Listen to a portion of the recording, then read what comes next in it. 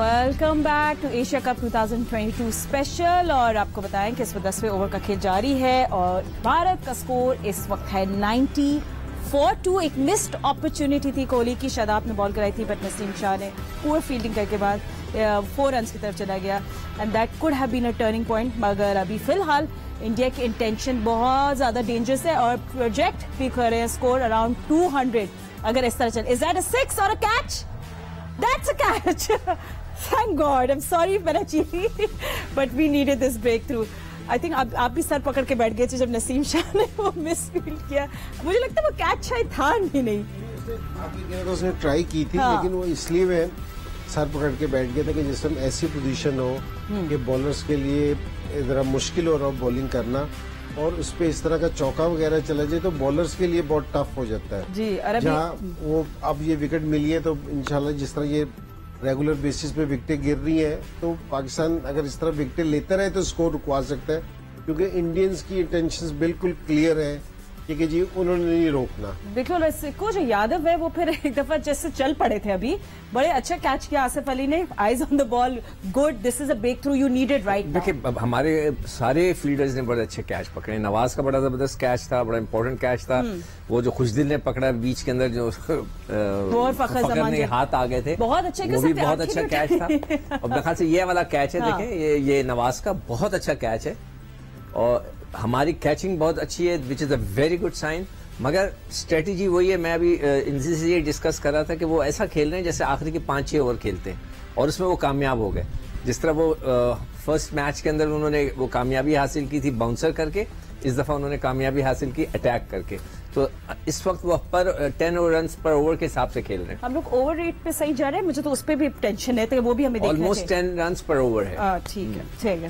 नहीं फातिमा ये पूछ रही है आपने ओवर रेट का वो भी जहन में रखना है ना हमें। कोई मुझे अपडेट करता रहा है उस बात में।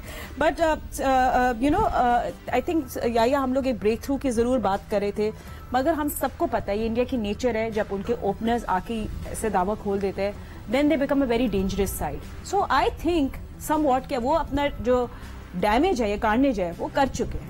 देखिए फातिमा, मेरे लिए इसकी ये कोई हैरानकुन बात नहीं है। मैंने आपको कहा कि पिछले 3 मैचों को अगर आप देखें, बांग्लादेश वर्सेस श्रीलंका मैच अगर आप देखें तो उस मैच में बहुत इंटेंशन क्लियर थी, क्योंकि उस मैच में भी ड्यू फैक्टर था और उस मैच में आते ही जो है वो बांग्लादेश की टीम ने जो है वो अटैक किया। फिर आप शारजा में मैच देख लें, अफगानिस्तान वर्सेस श्रीलंका, उन्होंने भी यही किया।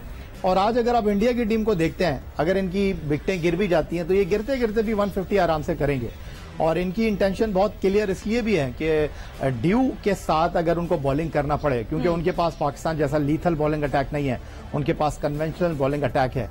तो वो ये चाहेंगे कि पाकिस्तान को रन्स के दबाव के नीचे इनिंग का आगाज करना पड़े, क्योंकि जैसे पाकिस्तान इनिंग का आगाज करेगा और रन नहीं बनेंगे शुरू में तो आपका रन औसत जो है वो बढ़ता चला जाएगा। फिर चाहे ड्यू भी हो, आप उनको आराम से कंटेन कर सकते हैं। तो ये चीजें उनके जहन में मौजूद है। और 13 गेंदों पर 18 रन स्कोर किए विराट कोहली ने, वो मेरे ख्याल है आखिरी 10 ओवर में ज्यादा डेंजरस आपके लिए हो सकते हैं। और बाकी जो इंडिया के आने वाले बैट्समैन हैं वो सारे पावर हिटर्स हैं। लेकिन बहरहाल क्रिकेट का खेल है और यहाँ पर अब सेकेंड स्पेल जो होगा नसीम का और हसनैन का, वो बड़ा इंपॉर्टेंट होगा। उनका पहला स्पेल इतना अच्छा नहीं था, अब देखना यह है कि वो सेकंड स्पेल में पाकिस्तान को क्या बाय करके देते हैं। हाँ बिल्कुल। आलिया, यू नो हम लोग बात कर रहे थे इंडिया के टॉप ऑर्डर की, और अब you know we have to also talk about Pakistan, because हमारा एक बेसिक वो कहते हैं ना टेम्पलेट बना हुआ है कि हमारी बैटिंग किस तरह होनी चाहिए, एंड वही होता है we slow at start, but हमारे जो ओपनर्स हैं उनका स्ट्राइक रेट बेटर है when we are chasing, so we have to keep lot of things in mind. और जो कैसी लग रही है आपको वैसे pitch when Pakistan comes to bat? बहुत बैटिंग के लिए तो बहुत साजगार लग रही है फातिमा। जिस तरह से बैटिंग हो रही है, इंटेंट भी नजर आ रही है, लेकिन शॉट्स भी नजर आ रहे हैं, बड़े अच्छे स्ट्रोक्स खेले जा रहे हैं। पाकिस्तान के पास इसके अलावा कोई चांस और नहीं है, क्योंकि उनके पास बहुत इम्पैक्ट प्लेयर्स है। जैसे पांड्या जो हैं अब आए, तो कोहली जो है उनको मैं ऑब्जर्व कर रही हूँ कि वो बुरी यानी गेंदों का वेट कर रहे हैं, आराम से खेलेंगे और वो लेके जाएंगे इसको डीप मैच को आखिर तक। मेरा ख्याल है उनकी स्ट्रेटेजी ये नजर आ रही है कि एक एंड से दूसरे प्लेयर्स जो हैं वो मारधाड़ करते रहें।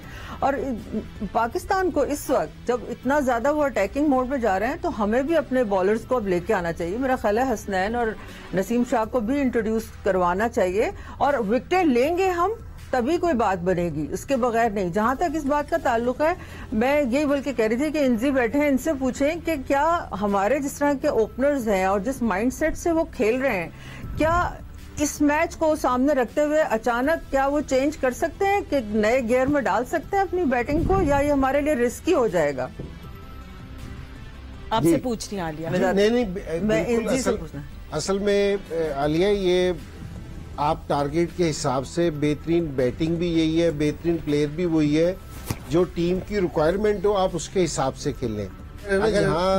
अगर इंडिया खुदा ना खास्ता बड़ा स्कोर करने में कामयाब हो जाता है, जो लग रहा है जिस तरह वो खेल रहे हैं, जिस तरह भी उनके पास उनकी बैटिंग की स्ट्रेंथ है, तो जाहिर बात है कि उसके हिसाब से आपको प्लानिंग करनी पड़ेगी।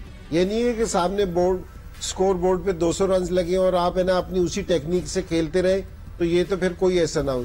और मेरे ख्याल में बाबर और रिजवान में ऐसा है चीज कि जी ये अच्छा स्टार्ट दे सकते हैं, तेज स्टार्ट दे सकते हैं, कि जी हमारे बैट्समैन जो नीचे वाले भी हैं, ऑन द डे वो किसी भी टीम को, किसी भी बॉलिंग को डैमेज कर सकते हैं, और इंशाल्लाह आज करेंगे भी सही।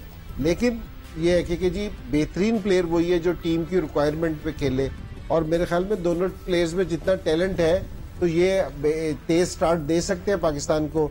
और जिस तरह की इंडिया की बॉलिंग है, देखिए ये जो इंडिया ने ना आके अपनी बैटिंग में हमला किया है, ये पॉजिटिव क्रिकेट खेल लिया है। अगर आप पॉजिटिव क्रिकेट खेल लेंगे ना, आपने भी अगर इंडिया की इस बॉलिंग पे हमला करेंगे, तो इंडिया की बॉलिंग हमारी बॉलिंग से बहुत कमजोर है।